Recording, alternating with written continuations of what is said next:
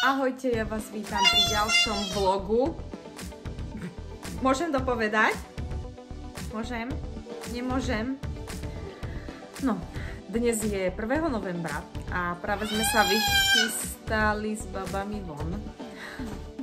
Leuška má dnes party s kamarátkami, tak idem ju tam odprevadiť a medzi tým sa my s Nalinkou asi poprechádzame, lebo dnes je nádherne vonku. Áno, ruku ti dám, jasné. No a uvidíme, čo ešte nám tento deň prinesie. Každopádne som vás chcela privítať v novom vlogu. Idem, Zlatko.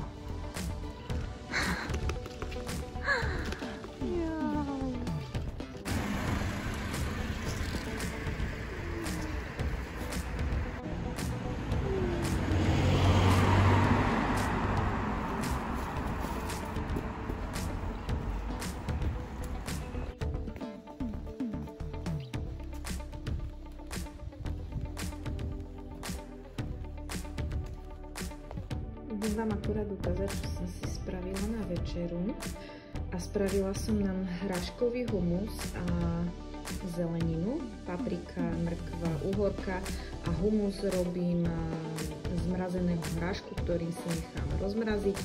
Pridávam tam tahiny, surový cesnak, trošku citrónovej šťavy, soľ a dávala som tam ešte bylinky, petržlenová vyňať, bazálka. A to je myslím všetko. Všetko to vymixujem a sú naozaj fantastické. No a ešte by som vám chcela ukázať recept na tie najlepšie cícerové placky. Ten recept je naozaj veľmi jednoduchý. Budete potrebovať 60 g cícerovej múky. Ja vám ukážem, ktorú kupujem. Je to táto z DM-ky. A teda 60 g cícerovej múky, asi tak 140 ml vody a potom už si tam môžete pridať podľa chuti, čo chcete. Ja som tam dala ešte sol a nastruhané 2 strúčiky cesnaku, ale môžete tam dať aj napríklad mletú papriku, kurkumu, rastcu mletú, ako naozaj čokoľvek, čo máte radi. A asi tam trošku šupnem aj olivového oleja. Mama? Lebo môže sa stať, že sa to cestičko bude trošku prichytať. Áno, Zlatinko. Pomocníčku moju.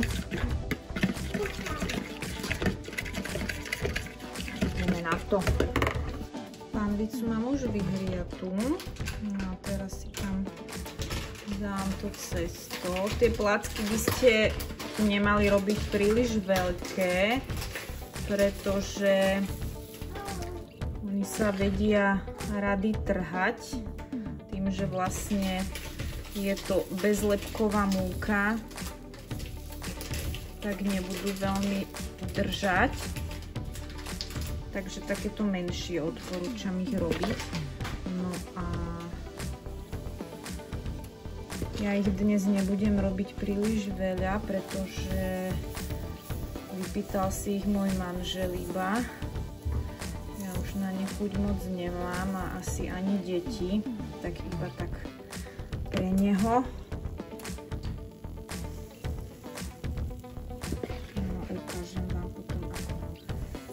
Vyzerajú, keď sú hotové. No takto vyzerajú hotové placky. Môžete ich jesť napríklad k polievke alebo si ich spraviť ako také malé vrepy, dať si do nich nejakú zeleninu, nejaký dressing a je to naozaj vynikajúce jedlo. A dnes by som vám chcela ukázať recept na rýchle a naozaj chutné žemle. Ja síce väčšinou pečiem kváskové pečivo, ale každý, kto kváskuje, vie, že to cesto musí nejakú dobu kysnúť, pracovať a keď máme chuť, že hneď teraz na nejaké pečivo, tak tento recept je naozaj vždycky záchrana. A na to potrebujem túto špaldovú múku typ 630 z DM-ky. Tieto jogurty 2 z Lidlu, alebo akýkoľvek iný jogurt používate, ale samozrejme neochutený, čistý biely. Potom soľ, nejaké semienka na posypanie a tento prášok do pečiva, tiež z DM-ky. A presnú gramáž vám napíšem tuto, aby ste si ich mohli tiež kúpiť.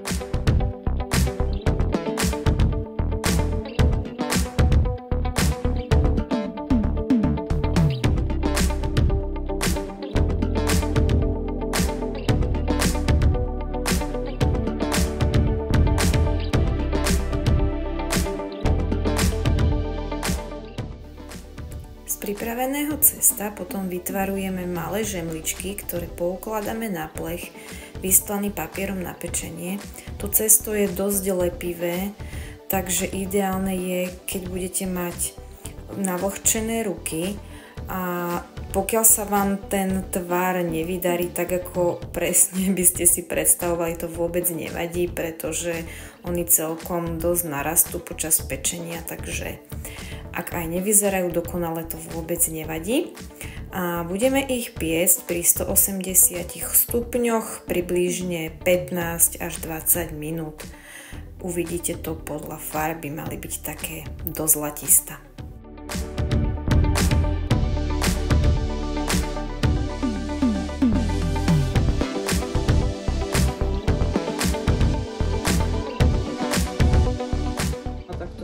Výsledné žemle, už sú nejaké odjedené, pretože som ich robila večer. A takéto sú mekučké. Ukážem vám zvnútra, že sú nadýchané. A sú naozaj veľmi chutné a veľmi rýchlo ich máte hotové. A ja idem akorát robiť Leuške 10. do školy, takže tieto jej dnes zabalím.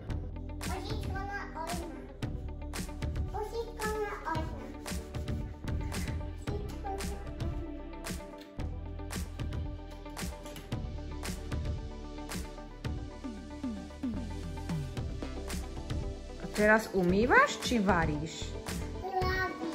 Varíš? A čo varíš? A akú? Dobrúčku? Dobre. Áno. Mama? Wow.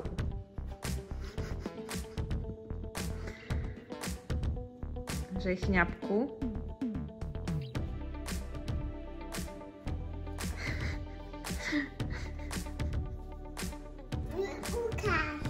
Ja práve chystám obed a dievčatá chceli veľmi špenátové halušky s brinzou, tak oni budú mať to a ukážem vám, čo na to potrebujete. Toto nie je môj recept, našla som ho niekde na Instagrame, ale áno, budeš mať halušky. Už som tieto halušky robila viackrát a sú naozaj fantastické. Budeme potrebovať 200 g hladkej špaldovej múky, potom jedno balenie špenátu, 2 vajíčka a 2 stručiky cesnaku. Špenát, vajíčka a cesnak dám do mixéru, to zmixujem a potom do toho pridám tú múku, zamiešam, ešte pridám sol, to som zabudla. No a potom to vlastne budem variť vo vode ako klasické halušky.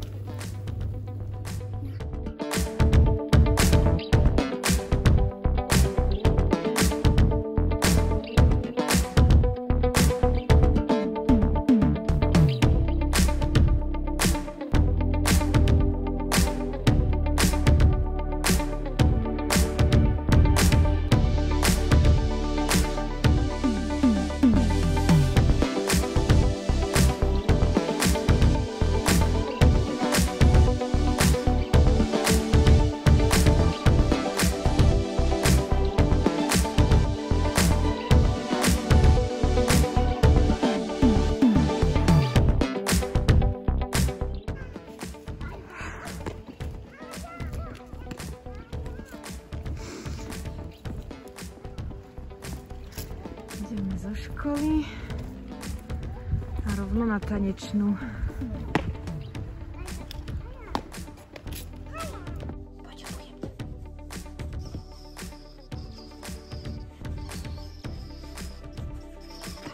Druhú ložku. Super. Pusko. Pusko.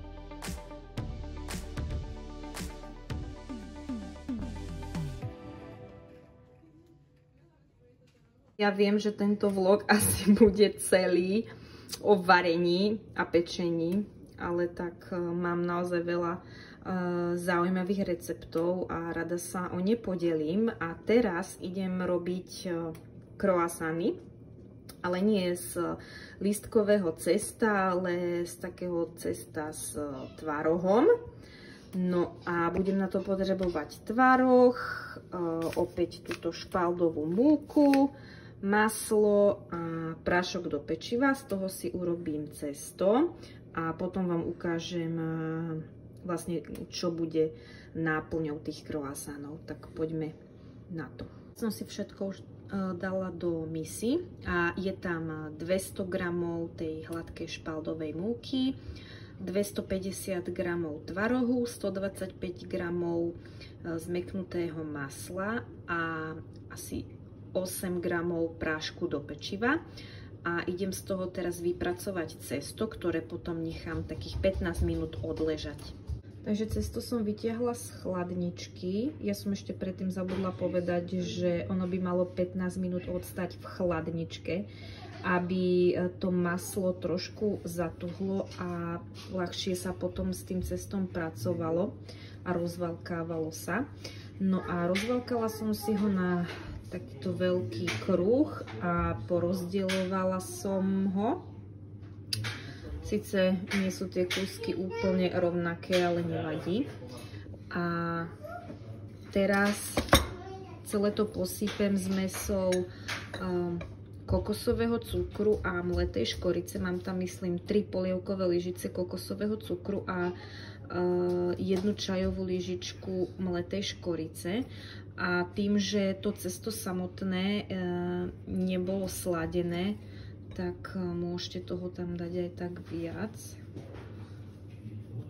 A vlastne teraz celé to cesto posypeme cukrovou zmesou a potom budeme z toho rolovať croissány. A teraz začneme postupne robiť croissány. Začíname vždy z tej vonkajšej strany a rolujeme dovnútra. No a croissány už mám vykrajované, poukladané na plech a teraz ich idem potrieť vajíčkom, aby boli také pekné, do zlatista upečené. Sice vizuálne nevyzerajú úplne dobre, ale oni by mali počas pečenia narásť, tak snáď aj budú vyzerať trošku lepšie. No ale nevadí. Základ je, aby dobre chutili. A to verím, že budú, lebo už som ich párkrát robila podľa tohto receptu a boli výborné. No a idem ich piecť asi, musím sa pozrieť do receptu, že koľko to bude minút. Ale typujem takých 15 minút pri 180 stupňoch Celzia.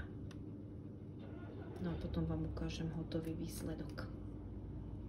Tak a croissany sa nám práve dopiekli, no a piekla som ich teda presne tých 15 minút a počkáme, kým vychladnú, lebo teraz sú ešte veľmi horúce.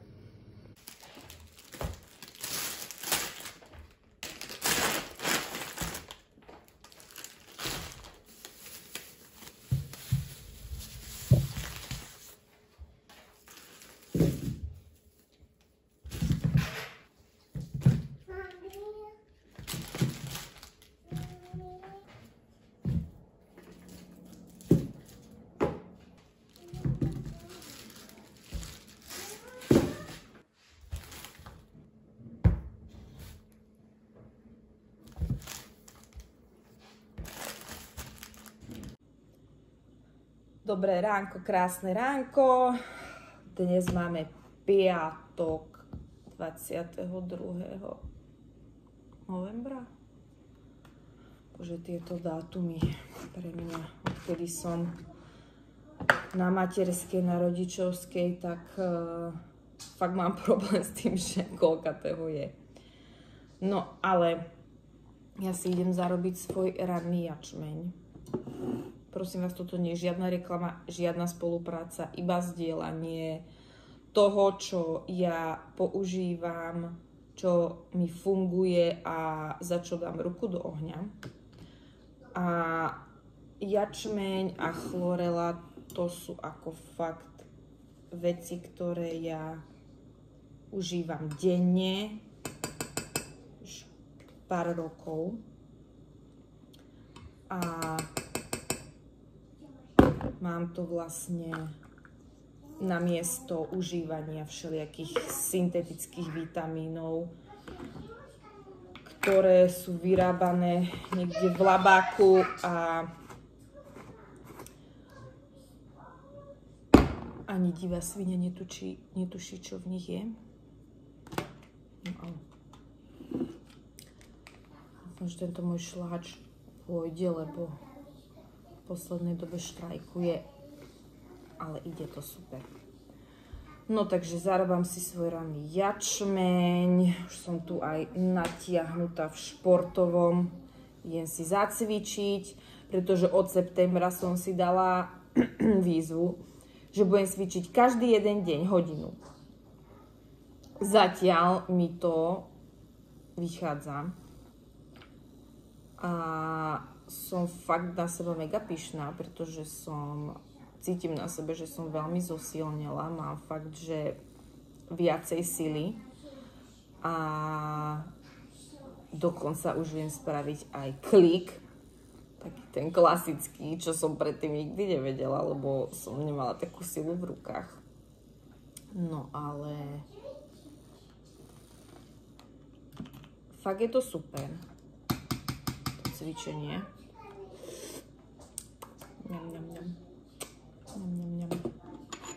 No a odporúčam to každému, obzvlášť tým ľuďom, ktorí robíte, ktorí máte sedavú prácu alebo takú prácu, kde jednoducho nemáte veľa pohybu, pretože keď si uvedomíte, že naše telo nie je uspôsobené na to, aby len sedelo alebo len stálo. Proste my sme tvory, ktoré sa potrebujú hýbať a fakt to cvičenie zakomponujte do svojho života, pretože je to veľmi dôležité a ono to pomáha nielen na to, aby ste vyzerali dobre, ale hlavne, aby ste sa cítili dobre, aby vaše telo bolo zdravé, pretože cvičenie má neskutočne veľa benefitov zdravotných. No a čo som ešte chcela k tomu cvičeniu? Niečo dôležité som vám chcela povedať. Aha, toto, že mnoho ľudí má vlastne s cvičením ten problém, že začnú a nejaký čas fungujú, cvičia a potom stratia vlastne tú motiváciu a prestanú cvičiť. A ja to poviem takto, že motivácia je to, čo vám pomôže začať ale len disciplína je to, čo vám pomôže vytrvať. A poviem vám z vlastnej skúsenosti, že mne sa fakt, že 90% času mi sa nechce ísť cvičiť. Fakt, že radšej by som si dlhšie pospala, alebo jednoducho išla urobiť niečo, čo v tej chvíli potrebujem, ale tá disciplína a ten zvyk, ktorý som si už vytvorila, je to, čo mi pomáha, aby som jednoducho si obliekla tie športové veci a išla na to. Takže tatínko príde, neboj sa. Takže disciplína je to, čo vám pomôže vytrvať a proste premáhať sa. Lebo v tej komfortnej zóne tam ten progres nikdy nenastane. Takže musíte sa jednoducho do toho dokopať, donútiť. Za mňa toto je naozaj to jediné, čo funguje. A proste poďte do toho. Poďte cvičiť, poďte makať. Podľa mňa tú hodinu alebo pol hodina aj vám stačí. Tú pol hodinu to si za ten deň nájde fakt každý z nás. To mi nehovorte, že pol hodinu nie ste schopní si nájsť na cvičenie a hlavne si uvedomte, že to robíte pre seba. Pre nikoho iného, ale len pre seba, pre svoje zdravie. Je to naozaj dôležité a vaše telo sa vám poďakuje. Tak ja si idem vypiť.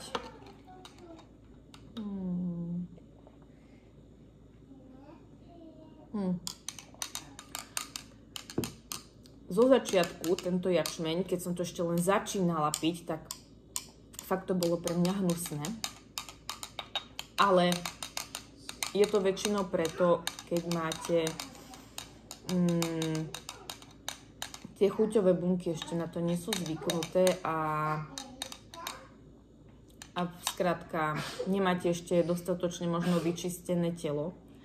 K čomu vám aj tento jačmeň, aj chlorela vie fantasticky pomôcť. No a teraz už napríklad po tých rokoch ja tú chuť úplne milujem. Proste ja by som si aj normálne, že tú polievkovú lyžicu toho hodila do pusy. Toho prášku samotného, lebo mne to tak chutí. Ňam.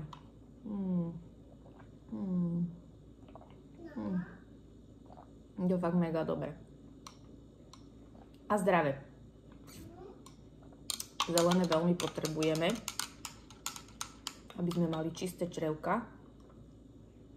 A v črevkách máme čo? Imunitu. Ňam. Dnes to idem vypiť a idem cvičiť.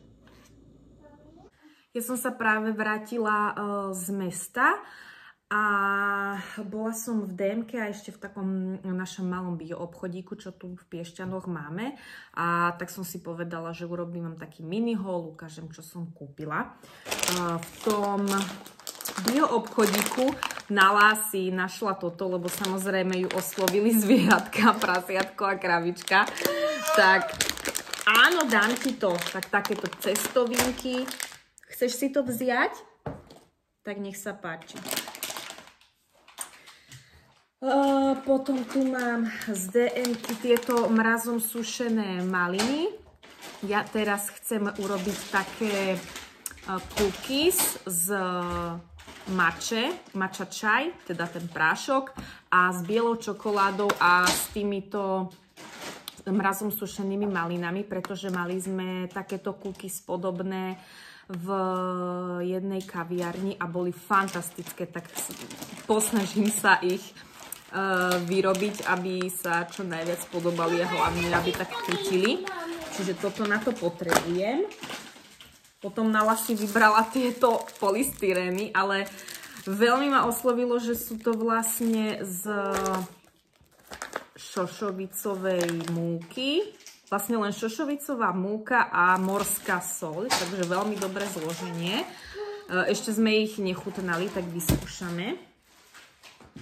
Potom na tie cookies som kúpila teda bielu čokoládu, ale táto je s orieškami, tak Neviem ešte, či ju použijem, ale kúpila som ešte inú v tom obchodíku.